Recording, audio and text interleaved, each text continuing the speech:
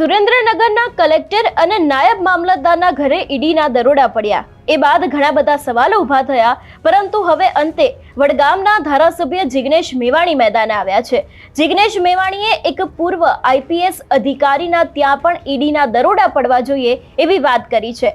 કોણ છે અધિકારી, તેના વિશે વિગતે વાત કરીએ. નમસ્કાર, હું હંસિની અને તમે જોઈ રહ્યા છો નિર્ભય ન્યૂઝ. સુરેન્દ્રનગરના કલેક્ટર અને નાયબ મામલતદારને ત્યાં ઈડીના દરોડા પડ્યા. ઘણા બધા ખુલાસા થયા અને નાયબ મામલતદારના બેડરૂમમાંથી લગભગ 67 લાખ રૂપિયા રોકડ મળ્યા. એ બાદ અત્યારે હાલ ઘણા બધા વિપક્ષના નેતાઓ છે, એ લોકો મેદાને આવ્યા અને એવામાં પણ જિગ્નેશ મેવાણી દ્વારા એક સવાલ પૂછવામાં આવ્યો કે પૂર્વ આઈપીએસ અધિકારી આરબી બ્રહ્મભટ્ટ છે, એમના ઘરે પણ તપાસ થવી જોઈએ, એમના જે કરોડોના કૌભાંડ છે એ પણ બહાર આવવા જોઈએ એવી વાત તેમના દ્વારા કરવામાં આવી છે. એટલું જ એવું પણ કહેવામાં આવ્યું છે કે બ્રહ્મભટ્ટ સાહેબ એક અધિકારી છે જે મહેસાણાના નિવાસી છે. તેમને પોતાના સગાવાલાના નામે ઘણા બધા ગામે જમીનો લીધી છે.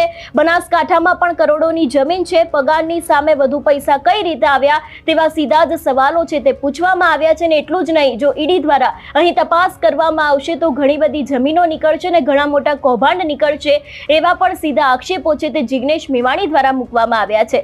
સૌથી પહેલા તો વધુમાં આ વિષયને લઈને જિગ્નેશ મેવાણીએ શું કહ્યું તે સાંભળીએ. સુરેન્દ્રનગર કલેક્ટરના કથિત 1500 કરોડના જમીન કૌભાંડમાં ઈડીના ગુજરાતમાં કેટલાક દિવસથી સુરેન્દ્રનગરમાં ધામા છે. ગુજરાત પધારેલી ઈડીને એક સૂચન કરવા માંગુ છું. બ્રહ્મભટ્ટ નામના એક અધિકારી નિવૃત્તિવાદ ન્યૂઝ ચેનલમાં બહુ અદ્ભુત ડિબેટ કરતા હોય છે. એ મહેસાણા જિલ્લાના રહેવાસી છે. હું પણ મહેસાણાનો છું. મહેસાણાના ખદડપુર, સિરોસણા અને બાલ્યાસણ ગામે એમણે અન્ય પોતાના સગાવાલાના મળતિયાઓના નામે કોઈ જમીનો ખરીદી છે. ઈડી જો આ મુદ્દે તપાસ કરે તો મને પાક્કો ભરોસો છે ખાલી હાથ વાપસ નહીં લૂંટના પડેગા. સાથોસાથ કોઈ શ્રેયા ઇન્ફ્રાસ્ટ્રક્ચરમાં મોટા મૂડીરોકાણ છે, અને જો હા તો એ એમના પગારના પ્રપોર્શનમાં હતા.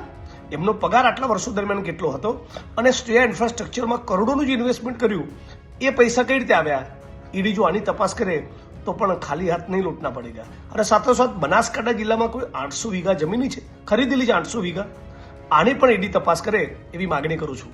ઈડીનો ગુજરાતનો ફેરો બ્રહ્મભટ્ટ સાહેબની મિલકતની તપાસ કરશે તો ચોક્કસ લેખે લાગશે.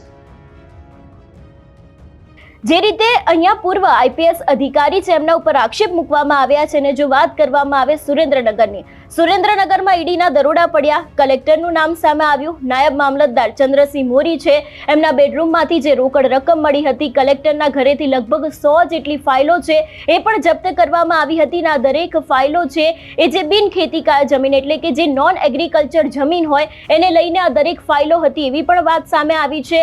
અને એવું પણ ક્યાંક કહેવામાં આવ્યું છે કે વચેટિયાઓને લાંચ રૂશ્વતના જે નાયબ મામલતદાર પૈસા લેતા હતા એ જે રોકડ રકમ તેમના ઘરેથી મળી આવી છે. આ સમગ્ર કૌભાંડ છે તે લગભગ 1500 કરોડની આસપાસની મોટી રકમનો છે એવો પણ અત્યારે હાલ આક્ષેપ મૂકવામાં આવી રહ્યો છે. જો કે ઈડીના સર્ચ ઓપરેશન બાદ હજી પણ સુરેન્દ્રનગરની જે ઈડી રેડ છે એની અંદર ઘણા મોટા ખુલાસા થઈ શકે છે, કારણ કે છેલ્લા ઘણા સમયથી આ મુદ્દો છે તે ચર્ચામાં આવ્યો છે. સુરેન્દ્રનગરના કલેક્ટરનું નામ સામે આવ્યું છે. એટલે જે રીતે કલેક્ટરનું નામ સામે આવ્યું, નાયબ મામલતદારનું નામ સામે આવ્યું ને એ બાદ આપણે ગઈકાલે પણ જોયું હતું કે એસીબી દ્વારા પણ ઘણા મોટા ખુલાસા કરવામાં આવ્યા છે, અને હજી પણ આ તપાસની અંદર ક્યાંક મોટા ખુલાસા થઈ શકે છે એવી પણ શક્યતાઓ લાગી રહી છે.